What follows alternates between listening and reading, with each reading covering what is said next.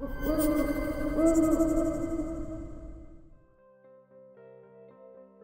all, and welcome to another video about open world survival game Smalland. Since Pixelcave is a team of two, we thought it might be helpful to share a few tips about co-op gameplay and all we have learned so far. Unfortunately, at early access launch, Smalland will only support local servers, with dedicated servers being something planned for the future. While that still allows you to play together with others, access to another player's server will only be available whenever they are online. So if either you are hosting a server or one of your friends, you can only play on that server when the one who is hosting it is playing as well. A single server can host up to 10 players. Furthermore, it's possible to password protect your server, and while there is no real PvP option for now, you can enable friendly fire on your server if you like. On that topic, there are also no group functions within the game currently, though the long-term roadmap has a point for a group system as well as PvP features.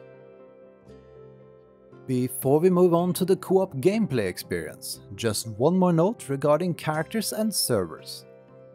You can create multiple characters if you want, and join either your own server or those of others whenever you want. You aren't stuck on one server. Another feature that we'll cover in a separate video is the ability to claim a grade tree, where you can build a base that can be moved. Not only from grade tree to grade tree on a server itself, but also to other servers. So you can move all your stuff to another server with you, a cool feature which deserves a dedicated guide.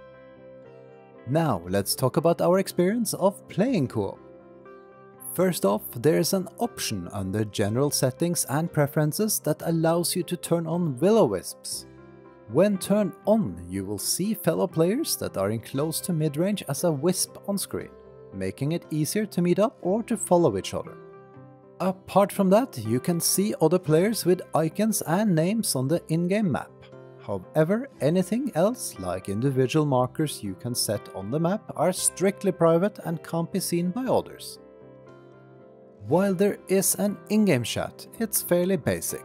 We couldn't find any voice chat options, which isn't anything we expected to see, but nonetheless worth mentioning. Moving on to general gameplay mechanics. One thing you should know is that all resources on a server are shared. They do respawn after a little while, but if you start playing on the same server at pretty much the same time, some players might be left behind without anything to pick up. Especially in the, let's call it early beginner area, you'll find many twigs and sprouts along the way, which when gathered help you getting started with gear and building fairly quickly. So if you pick up all these resources, which would be the typical thing to do, and another player logs on shortly after you, they will most likely find only few or no resources at all. The way this works can become a bit more challenging when you are tasked by NPCs to bring them a specific item. For example, a drop from a boss. In our experience, once killed, the boss dropped only one item and only one of us could turn it in. The problem here is that once you hand over the item to the NPC, they reward you with knowledge of new items that can be crafted. If all players in your group want to learn the new recipes, you unfortunately have to wait for the boss to respawn. Let others pick up and turn in the item and rinse repeat. Hopefully this will be something that can be addressed throughout early access. While new crafting recipes occasionally can be learned by NPCs, more often they are learned when picking up new resources or crafting new interactive building pieces. Our tip for co-op: if you happen to pick up a rarer resource that teaches a new recipe, or you are the one with a specific tool who can harvest them, let your friend pick up some of the loot or simply drop it for them to pick it up, so they can learn it as well. This works similarly when it comes to new crafting stations. Often you are taught new recipes once you have built a new interactive structure. Since Smalland is so generous as in returning all your crafting materials when dismantling a structure, we usually let one of us build a structure, then dismantle it, let the other pick up all resources and build it again. This allows for all players to learn new recipes without wasting any resources or having to build more than one of the same interactive structures.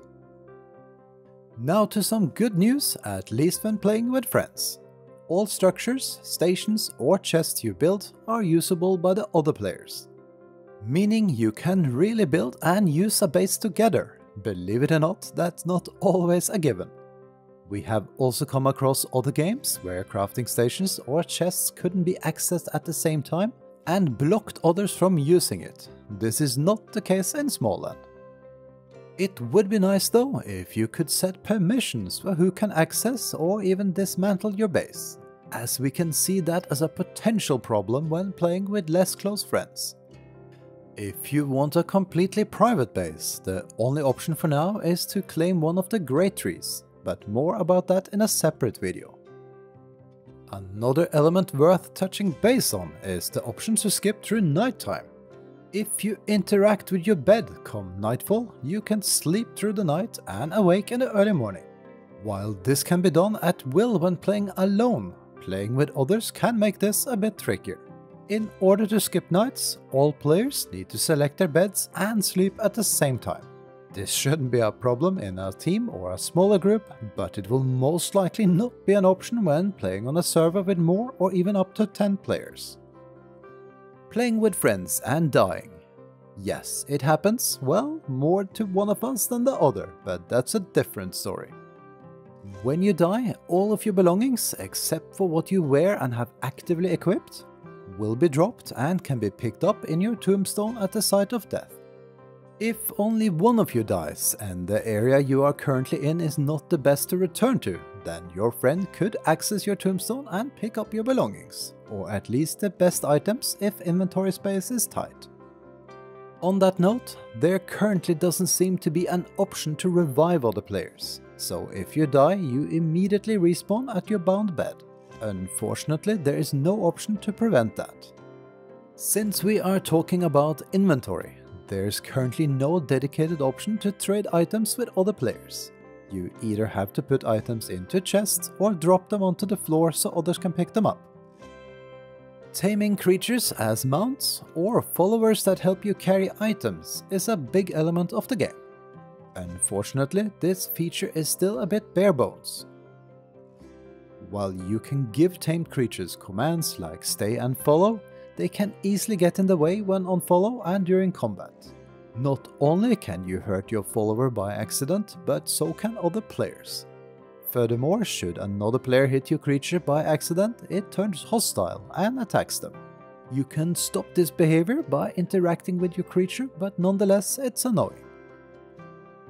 In regards to what other players can do, we tested it and the others can access the inventory of your tamed creatures, but they can't use the creature you tamed as a mount.